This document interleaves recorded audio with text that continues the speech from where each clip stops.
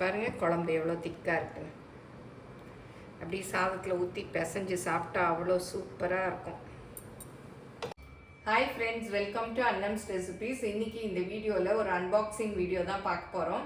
Indies வேலிலேருந்து ஒரு combo offer, அந்த combo offer back அனுப்பியிருக்காங்க. அதில் என்னென்ன திங்ஸ் இருக்குன்னு இப்போ பார்க்கலாம் வாங்க. இதுதான் அந்த காம்போ பேக்கு. இதில் இந்த மாதிரி கடாய், சாஸ்பேன், ஃப்ரை பேன் 3 இருக்குது. இப்போ உள்ள பார்க்கலாம். இதான் அந்த ஃப்ரை பேன். இது ஸ்டெயின்லெஸ் ஸ்டீல் குக்வேர் காம்போ. இந்த நிறைய காம்போஸ் அவங்கக்கிட்ட இருக்குது. அவங்களோட வெப்சைட்டில் போய் பார்த்தீங்கன்னா நிறைய காம்போ ஆஃபர்ஸ் எல்லாம் இருக்குது. இந்த காம்போவில் என்னென்ன இருக்குதுன்னு பார்த்தீங்கன்னா, ஃப்ரை பேன் ஸ்டெயின்லெஸ் ஸ்டீலு. இது 304, அதனால் துருப்பிடிக்காது. நல்லா பாருங்கள், ஹேண்டில்ஸ் எல்லாம் நல்லா கனமாக இருக்குது. இந்த இடம் கூட நல்லா அப்படி ஓப்பனாக இல்லாமல் க்ளோஸ் பண்ணியிருக்கு. நல்லா நம்ம ஏதாவது ஃப்ரை பண்ணிக்கலாம், ஃபிஷ் ஃப்ரை அந்த மாதிரி எல்லா ஐட்டம்ஸும் இதில் பண்ணிக்கலாம்.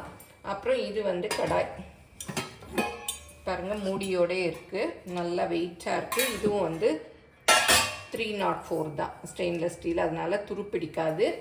இந்த ப்ராடக்ட் எல்லாம் வேணும்னா நான் ஸ்க்ரீன்லேயே என்னோடய கூப்பன் கோடு அன்னம்ஸ் ரெசிபீஸ்னு கொடுத்துருக்கேன். அதை யூஸ் பண்ணிங்கன்னா உங்களுக்கு எக்ஸ்ட்ரா 12% டிஸ்கவுண்ட் கிடைக்கும். இது சாஸ்பேன் அவ்வளோ வெயிட்டாக இருக்குது. நல்லா நிறைய பேர் வெயிட்டாக இருக்குது அப்படின்லாம் சொல்கிறீங்க. இந்த மாதிரி வெயிட்டாக இருந்தால் தான் நமக்கு ரொம்ப நாளைக்கு நல்லா இருக்கும், அடி பிடிக்காது. நம்ம லேசான இந்த சாஸ்பேன்லாம் வச்சு டீ போட்டோன்னா இந்த இடம்லாம் ப்ரௌன் ஆகி ரொம்ப வேஸ்ட் ஆகிடும். இது ஒன்று வாங்கி வச்சுக்கிட்டோன்னா ரொம்ப நாளைக்கு நல்லாயிருக்கும். இதுவும் 304. பாருங்கள், ஹேண்டில்ஸ்லாம் எவ்வளோ கனமாக இருக்குது. இது ஒரு செட் இருந்தாலே போதும், கிச்சனில் எல்லா சமையலும் முடிச்சிடலாம். நான் கீழே டிஸ்கிரிப்ஷனில் அவங்களோட லிங்க் கொடுக்குறேன். ஸ்க்ரீன்லேயும் கூப்பன் கோடு வருது, அதை யூஸ் பண்ணி வேணுங்கிறவங்க வாங்கிக்கோங்க.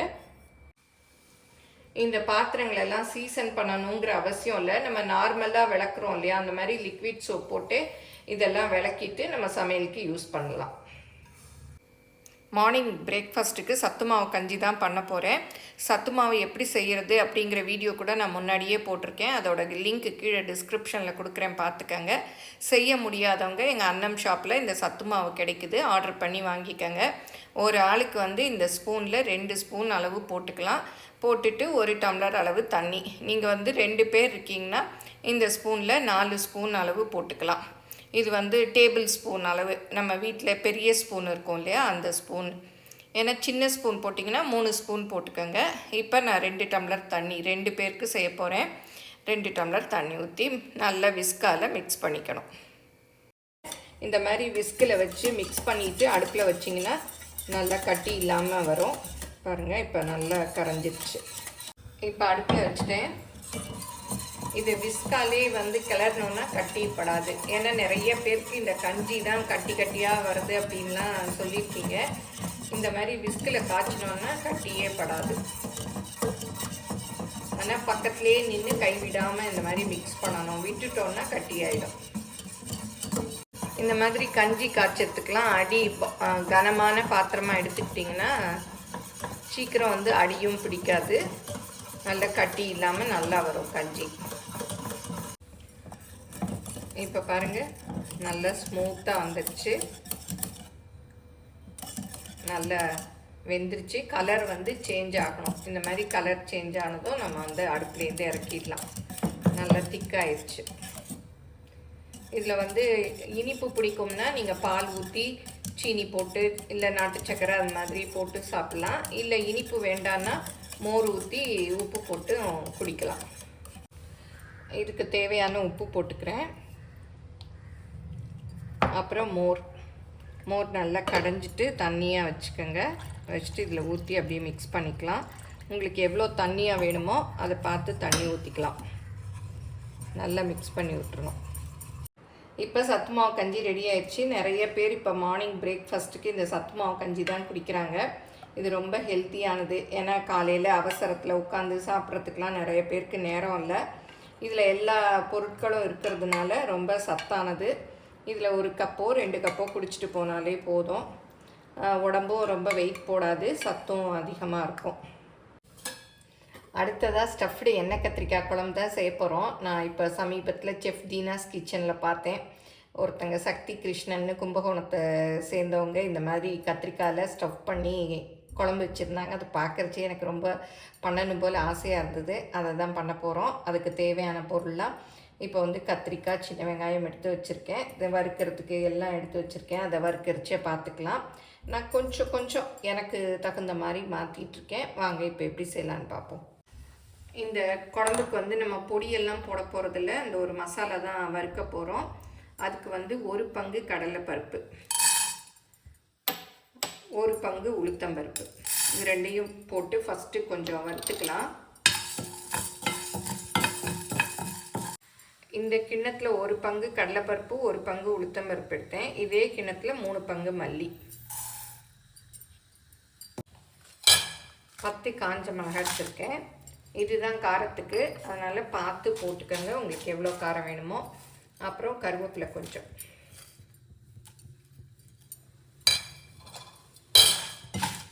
எண்ணெயெல்லாம் ஊற்ற வேணாம், சும்மாவே வறுத்துக்கலாம்.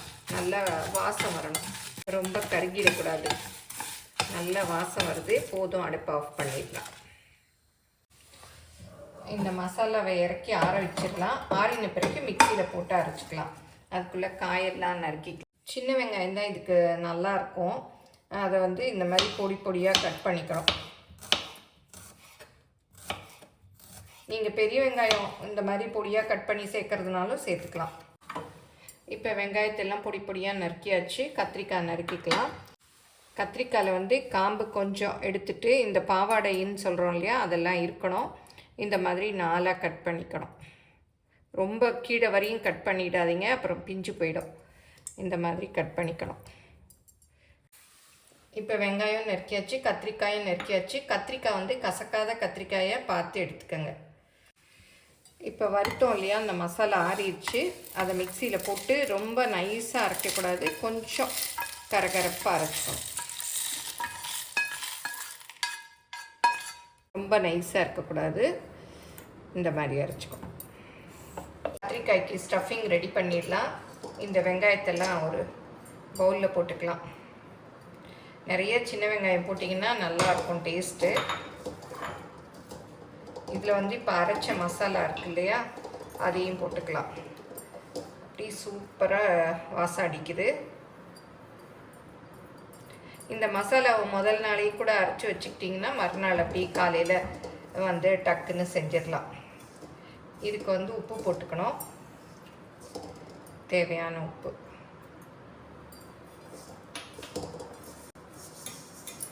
கொஞ்சமாக புளி தண்ணி,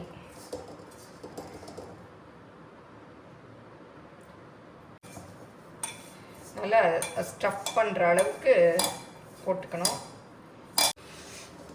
புளி வந்து கரைச்சி இந்த மாதிரி வச்சுருக்கேன். நம்ம குழம்புல ஊற்றணும், அதனால் இதிலே மொத்தமாக ஊற்றிட வேண்டாம். ஏன்னா இது ஸ்டஃபிங்க்கு தான்.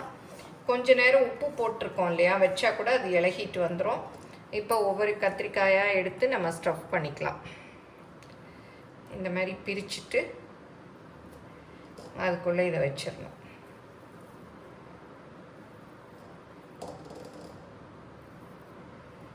வச்சு இந்த மாதிரி ஒரு பிளேட்டில் அடுக்கி வச்சிடலாம். வெங்காயத்தை எவ்வளோ பொடியாக நறுக்க முடியுமோ அவ்வளோ பொடியாக நறுக்கிக்கங்க.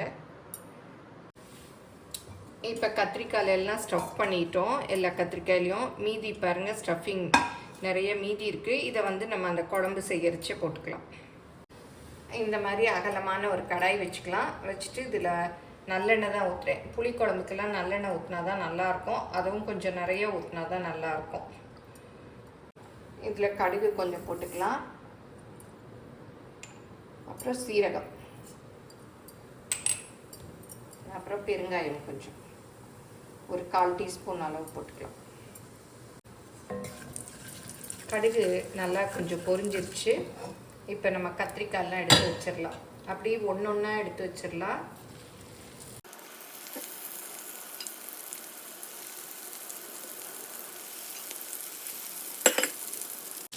அடுப்பை வந்து கொஞ்சம் குறைச்சி வச்சுட்டு நல்லா வேகணும் கத்திரிக்காய். மூடியால் மூடி வேக விட்டுடலாம். இப்போ திறந்து அப்படியே லைட்டாக பரட்டி விடலாம். பாருங்கள் கலர் சேஞ்ச் ஆகிடுச்சு. கொஞ்சம் கருவேப்பிலை எடுத்து வச்சுருக்கேன், அதையும் போட்டுக்கலாம். ஒரு 10 நிமிஷம் ஆயிடுச்சு. பாருங்கள் கலர் நல்லா அப்படியே வைலட் கலர் ஆயிடுச்சு. பாதி இது குக் ஆயிடுச்சு.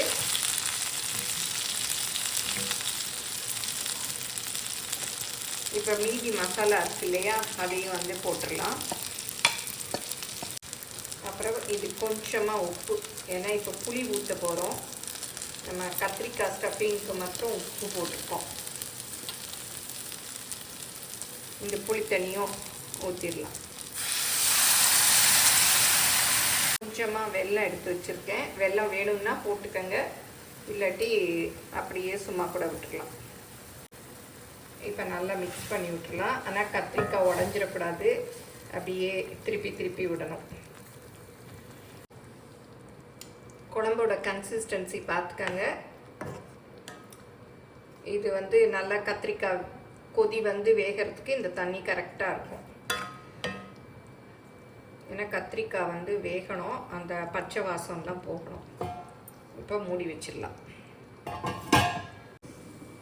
இப்போ திறந்து பார்க்கலாம். நல்லா கொதி வந்துட்டுருக்கு. அப்படியே மேலே எண்ணெய் தெளிஞ்சு வரும். இந்த ஸ்டேஜில் உப்பு காரம்லாம் செக் பண்ணி பார்த்துக்கங்க. எல்லாம் பர்ஃபெக்டாக சூப்பராக இருக்குது குழம்பு. நல்ல வெங்காயம்லாம் வெந்துடுச்சு. அது கொஞ்சம் கொரகொரப்பாக இருக்கிறதுனால குழம்பு அவ்வளோ நல்லா திக்காக நல்லா இருக்குது. காரம் அதிகமாகிடுச்சுன்னா கொஞ்சம் எண்ணெய் ஊற்றிக்கங்க, பத்தலைன்னா தனி மிளகா அப்படி கொஞ்சம் போட்டுக்கங்க. பாருங்க கத்திரிக்காயெல்லாம் நல்லா வெந்துருச்சு.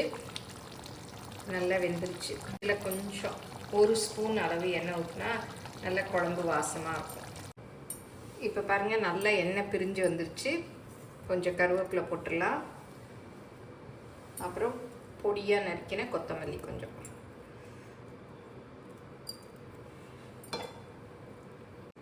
இன்னும் நேரம் ஆக ஆக திக்காயிடும். ஏன்னா நம்ம அரைச்சி பொடி போட்டிருக்கோம் இல்லையா, குழம்பு வந்து நல்லா திக்காக இருக்கும்.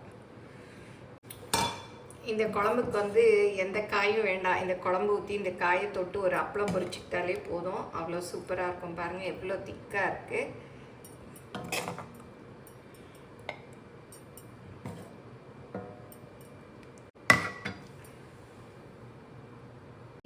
சுட சுட சாதம் போட்டு இந்த குழம்புல கொஞ்சம் ஊற்றி பிசைஞ்சு சாப்பிட்டா அவ்வளோ டேஸ்ட்டாக இருக்கும்.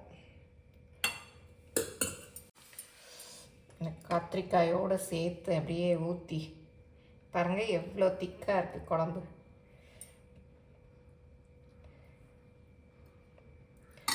அப்படியே பிசைஞ்சு சாப்பிட்டா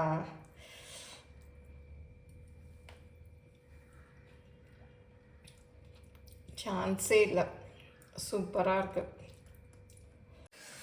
நீங்களும் இந்த ஸ்டஃப்டு எண்ணெய் கத்திரிக்காய் குழம்பு செஞ்சு பாருங்கள். எப்படி வந்ததுன்னு உங்கள் கமெண்ட்ஸை சொல்லுங்கள். நீங்கள்லாம் எப்படி எண்ணெய் கத்திரிக்காய் குழம்பு செய்வீங்க அப்படிங்கிறதையும் மறக்காமல் கமெண்ட்டில் சொல்லுங்கள். பிடிச்சிருந்தால் லைக் பண்ணுங்கள், உங்கள் ஃப்ரெண்ட்ஸுக்கும் ஷேர் பண்ணுங்கள். ஃபேஸ்புக், இன்ஸ்டாகிராமில் அன்னம்ஸ் ரெசிபீஸை ஃபாலோ பண்ணுங்கள். தேங்க்யூ.